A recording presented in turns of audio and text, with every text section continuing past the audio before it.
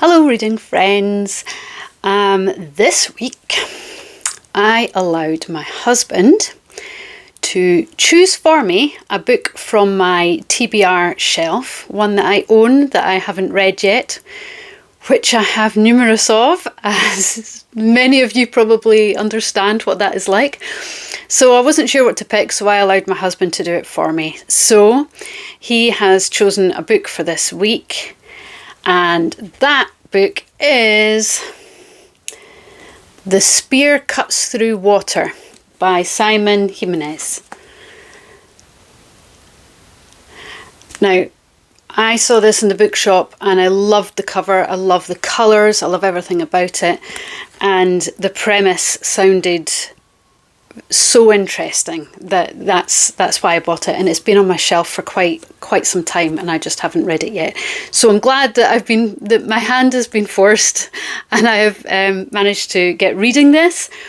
This book it's set in a fictional world, a fantasy story that tells the tale of a land that's ruled by a despotic emperor and his three monstrous sons.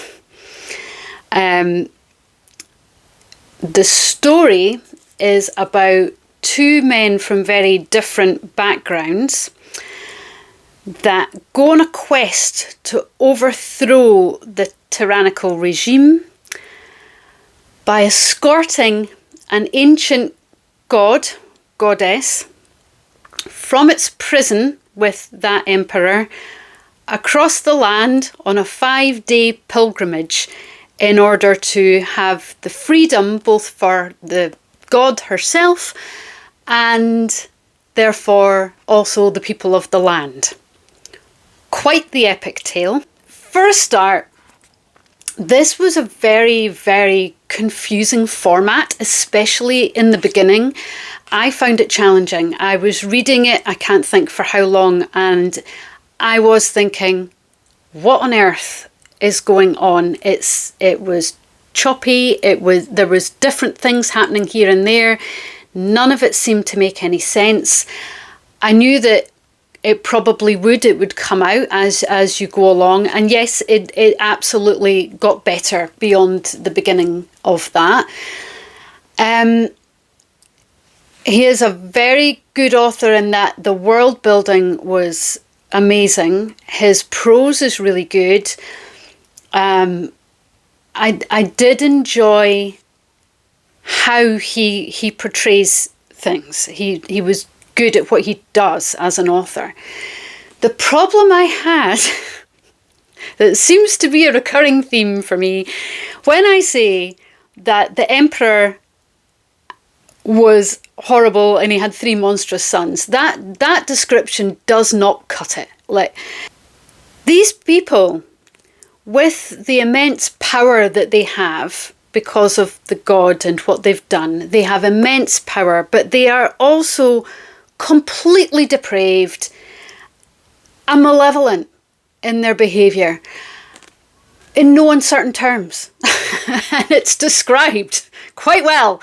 As I've said, he's quite a good author, and he puts things across in a way that leaves you with no uncertain means of what he's trying to get at. I can cope with these things to a certain degree, but only to a point, and I did hit a ceiling with this. As you can see from this, I didn't finish this. Oh! So at the moment, I'm not sure whether this is a soft DNF or a hard DNF. I can't decide whether to go back to it, but this is the point. I got to page 330. Don't know what that is, 70 something %, I think, 73% or something like that, maybe. I'm not sure. But, oh God, I so want to find out what happens. I do. And I would quite like to know that there's a positive outcome. But I couldn't cope with that amount of, awfulness. And not awfulness in the way of Oh, it's told badly. It's not told badly. The author, like I say, does well. It's the content that I struggled with. So it's very much a personal issue that I have. And I'm, like I say, I might well go back to it. As you can also see, there were certain elements in it that I appreciated, that I thought were well done. But at that point in time, I did hit a wall. And so I've stopped. Not sure if I'll go back, but I thought I would let you know anyway. This was the content of this week. I wanted to read the book that my husband chose for me. Well, I chose for myself and my husband picked out for me. Oh, I might go back to it. We shall see. Maybe you will get on better than what I did. It's maybe just the stage in my life that I'm at, that I can only take so much now. You know, maybe I could do better than this previously. I think I did. I'm just not coping with darkness as much as what I used to. Maybe it's the type of darkness. Yeah, anyway. Let me know. Have you read this? What did you think? Does it get better? I would love to know. And there's one final comment I'd like to make about this book. And it's not necessarily just about this book. It's about any book that tackles the concepts of gods and gods alongside humans and quests and what happens when they come together, etc., etc. What is a recurring theme is that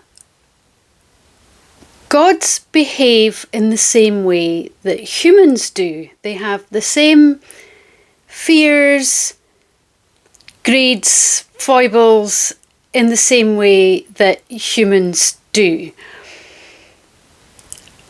And I've always wondered about that. Like, why? Why would they? I'm so confused as to why a god, in all that entails, would require them to feel less, to feel threatened, to take some of the actions that they take within these stories. And clearly, a vast majority of these stories, including this one, I mean, fair enough, I didn't get to the end, so, well, we'll keep a question mark on this, but these stories would not take place had the god in question, god or gods, not behaved in a way that was ungodlike to begin with. And if they had just been calm and serene with themselves, you know, as you would imagine a god would be in their entirety of their power, etc., etc., they wouldn't have taken the action that they would have taken and created the problem that has enabled the story in the first place. This happens a lot. The only thing I can think of is that, you know, man was made in God's image. You know, you've got that type of a situation, in which case gods are not the intense creatures that we imagine them to be if they are so human-like that they behave like us from the start, which doesn't seem accurate to me. But regardless, that is just my thought. I thought I would throw that in there as well. Yeah. So that is my first book. I'm so sorry I didn't get to the end of it to be able to give you a full review of that, but I wasn't coping. So rather than head into, oh my God, I don't want to read ever again, I stopped again. This is a theme for me as it appears. So I wanted to go on to another book that I knew would bring me back up again, that I knew was a safe way for me to go. So I got myself Problematic Summer Romance by Ali Hazelwood. This is a story about the moral issues that go along with an age gap love. So it's about a youngish girl, 20, 23-year-old, 20-year-old at one point, and then later in the story is 23, who falls for her brother's best friend, her older brother's best friend, and there is a 15 years age gap. One of them believes this is not a problem. The other one absolutely believes that this is a problem. And it's the fleshing out of that story. And it goes between previously, you know, when she's a 20-year-old and what happens then, and the current now day, which is when she's 23, and what's happening then. And it eventually marries up in the middle. I loved it. I absolutely loved it. I thought it was a great depiction of the struggles that you might face given the morality of that, if you believe that there's a morality with that. And the gentleman in this certainly did. He struggled greatly with having feelings for, one, his best friend's sister, and secondly, someone who he felt was far too young for him and who should have her own life rather than settling for him. Done very well. If you know anything about Ali Hazelwood, you will know that she loves to put in her deeply spicy scenes.